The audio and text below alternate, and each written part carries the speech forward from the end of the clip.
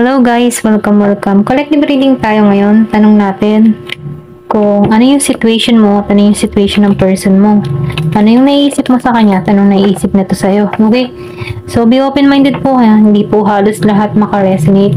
Ikaw nakakalam kung energy mo to. Ayan. Tingnan natin. Unahin ko muna ay yung energy mo. Okay? Ano yung situation mo ngayon? Ano yung nararamdaman mo sa tao mo? Okay? Give me the message. Ano yung situation mo? Ano yung nararamdaman mo sa person mo? Anong naiisip mo dito? Okay? Start na tayo. Give me the message. Ano yung situation mo ngayon? Give me the message. Ano yung sitwasyon mo ngayon?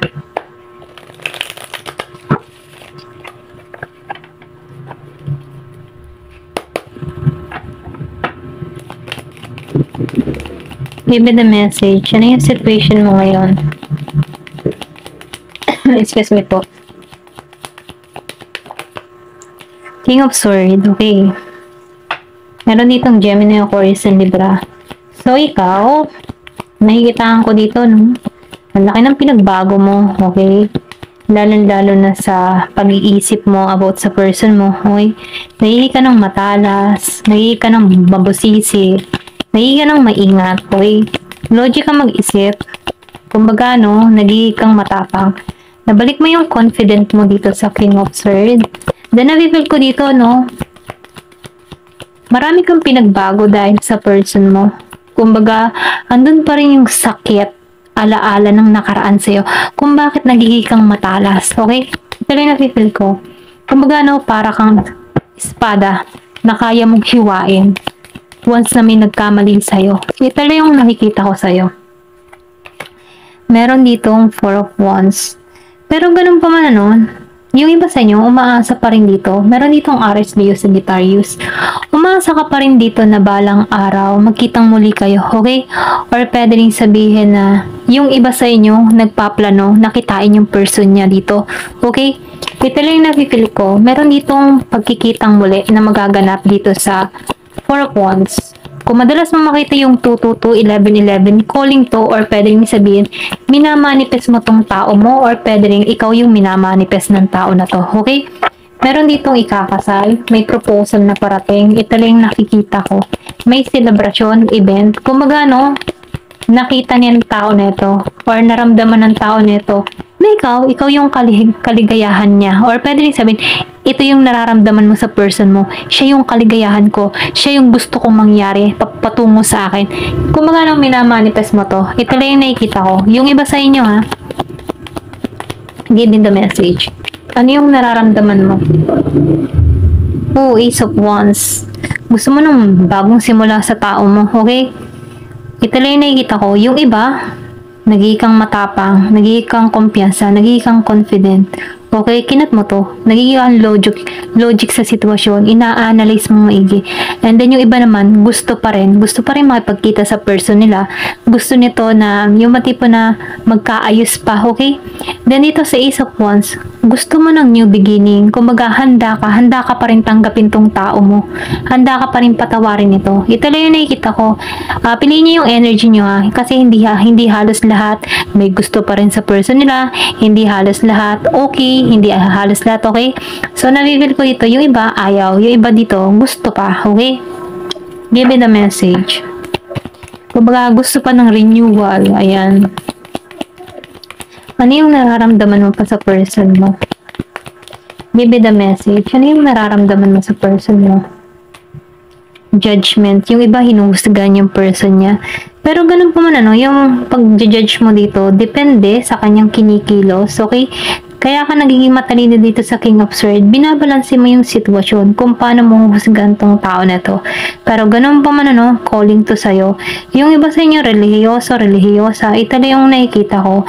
And then, nakikitaan ko rin dito, may pagbabago. Kumbaga, inuudyo ka sa tao na to, or inuudyo ka na magkaroon ng pagbabago, or pwede sabihin na nare-realize mo dito na kailangan na magkapatawaran, okay? Para mapalaya ang sarili, ganun. Ito lang yung nakikita ko.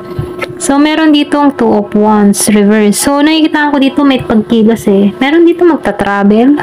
Or pwede rin sabihin na sa ibang bansa ka, may pag-uwi. Ito lang yung nakikita ko, may pag-alis. Yung iba sa inyo ha, ito lang yung nakikita ko, may pag-alis. Pag-uwi, ayan. Kumbaga no, may movement, merong action, may pagkilos.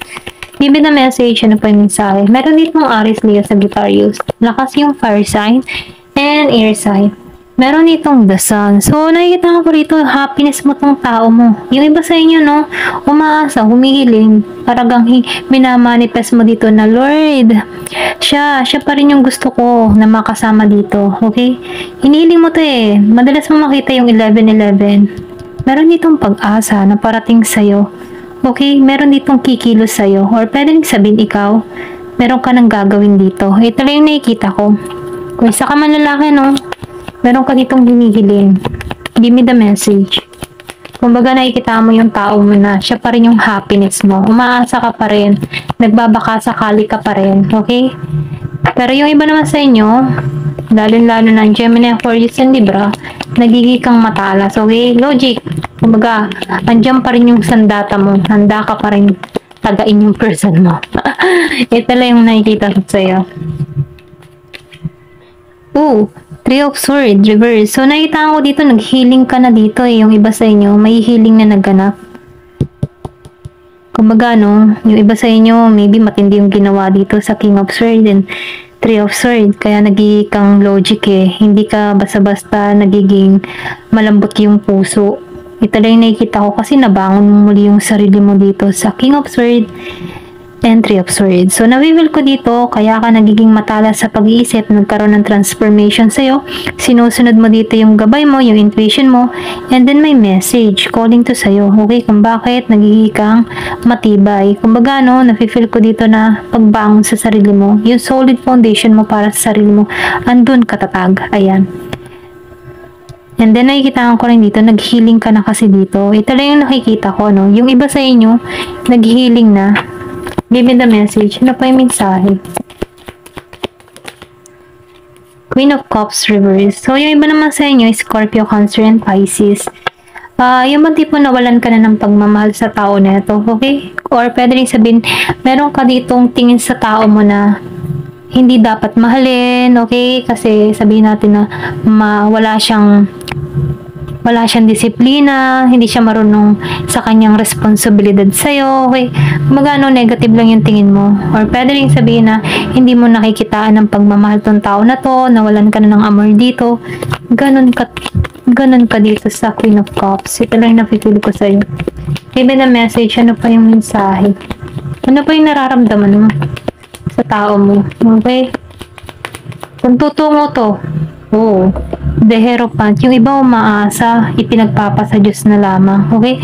Kumbaga, nakikitaan ko dito, nasa Diyos ang sagot sa connection na to. Ganon yung energy mo. Lord, bahala na kayo kung kami talaga. At kung hindi, okay lang. Ito lang nafe-feel ko sa'yo. Give me the message. So, meron ditong away na nangyayari. Conflict. Yung iba sa inyo, may hidwaan na naganap. Ito lang yung nakikita ko sa'yo. Ayan, meron ditong away, argumento, nagkagulo, okay? Competitive, yung iba sa inyo. Meron ditong Taurus, Aries, Leo, Sagittarius. Give me the message.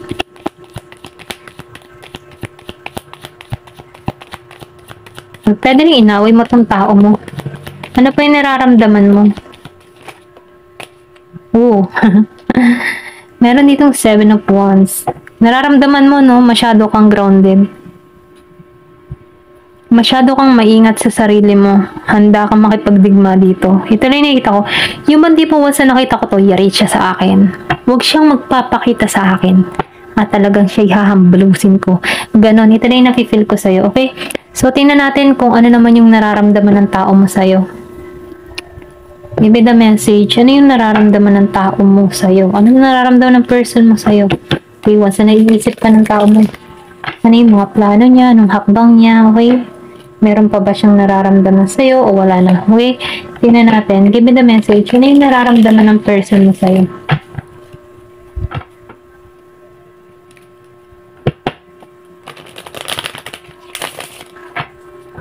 Give me the message. Ano yung nararamdaman ng person mo? sa'yo.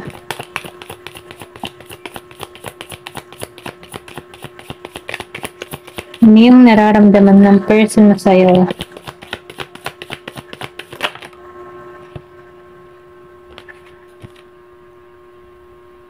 Meron ditong Four of Pentacles. Upright, ay reverse, okay? Nakitaan ko dito, no?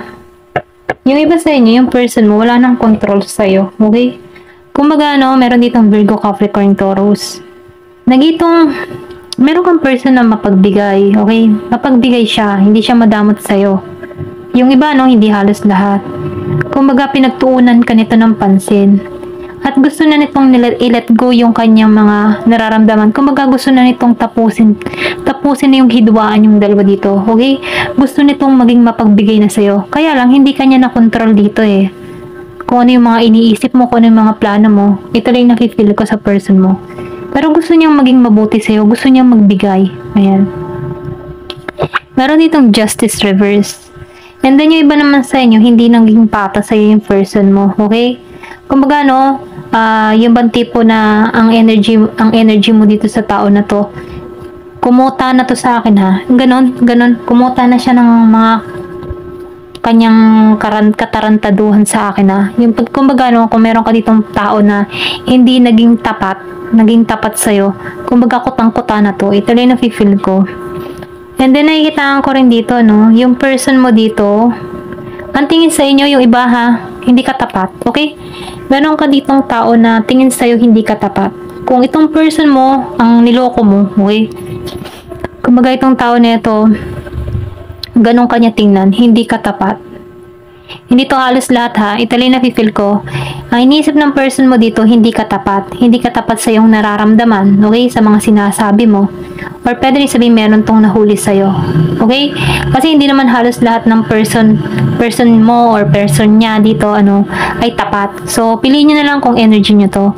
Then, nakikitaan ko rin dito, kung ikaw yung may atraso sa person mo, itong tao nito wala nang tiwala sa'yo. Ito lang yung nakikita ko.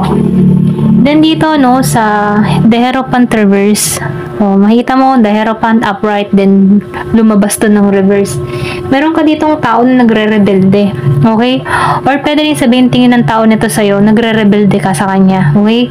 Yung mga tipo na gusto nitong i-approach ka, pero meron kang sariling paniniwala, okay? Meron kang sariling pinaniniwalaan. Ito lang yung nafe-feel ko. Kaya itong tao mong ito, nag-iisip to dito sa The Hierophant Reverse. Okay? Or pwede rin sabihin, gumawa to ng kasinungalingan sa'yo dito kasi hindi niya alam hindi niya alam kung paano papasok sa'yo dito. Okay? Ito lang yung nakikita ko. So, ano pa yung naiisip niya dito sa'yo? So, nakikita ko rin dito, no? Meron kang person dito na hanggang ngayon ay traumatized pa sa nangyari sa inyo. Okay? Kumbaga, itong tao mo, ayaw nitong magbago, ayaw nitong tanggalin ka sa puso't isipan niya dito sa Six of Swords Reverse. Kumbaga, no, ang bagal niya mag-healing. Maybe, hindi niya mapakawalan yung nararamdaman niya sa'yo, yung mga memories niyo, ayaw niyang itapon yon. Kumbaga, itong tao na ito, ayaw ng pagbabago. Gusto niya andun pa rin ikaw sa buhay niya. Ayaw nitong i-let go ka, okay? Kaya ang bagal nito mag-healing. Hindi to maka-moving on. Ito lang yung nakikita ko. Give me the message. Ano yung nararamdaman ng person mo sa'yo? Kumbaga, yung iba sa inyo, tingin sa'yo, hindi ka patas. Ito lang yung nakikita ko sa Justice Reverse. King of Pentacles. Tingin ng tao mo sa'yo, maalwan ka sa buhay ngayon, okay? Ito yung naiisip niya yun. Ito yung naiisip niya sa'yo, okay? Maalwan ka sa buhay, maayos ang lagay mo, nakakaluwag-luwag ka na. Ito lang yung nakikita ko. Yung iba naman sa inyo, tingin sa'yo, good provider, okay? Maybe maganda yung takbo ng kita mo, kaya itong tao na ito, ganun kanya tingnan. Mapera. Ayan. Meron ditong Taurus. Give me the message. Strength. So, yung iba naman sa inyo, tingin sa'yo ng tao mo, matapang ka. Okay? Kumbaga, alam niya na ikaw ay once na may ginusto, nakukuha mo. Kasi kita ka niya kung paano ka mag-focus sa isang bagay nung nagsasama pa kayo, madiskarte ka, okay, ganun ka niya tingnan, matapang, madiskarte, kaya mo yung sarili mo, ganun.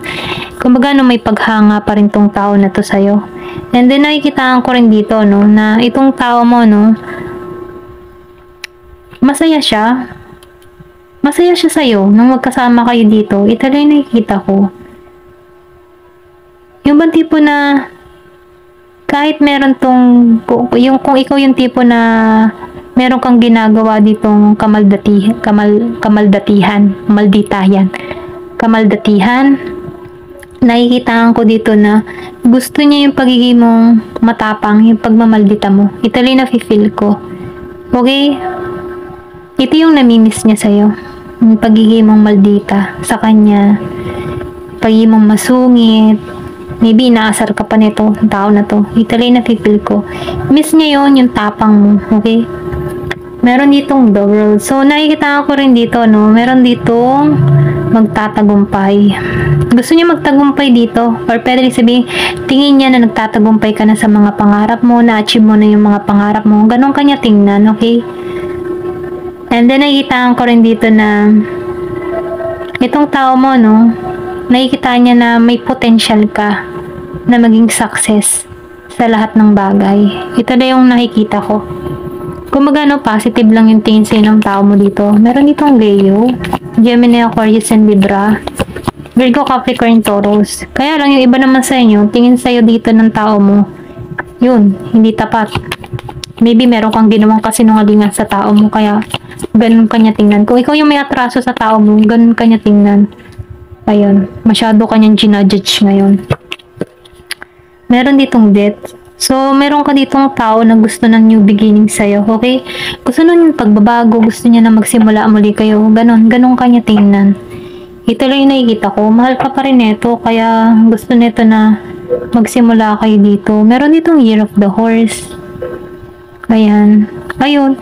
Ito lang yung nakikita ko. Yung iba positive, yung iba negative ang tingin sa'yo. Pero ganun pa man, ano, ikaw nakakakilala sa tao mo kung ganun kanya isipan, ano. So, ito lang yung nakikita ko. Ayan. Thank you for watching. Love and peace.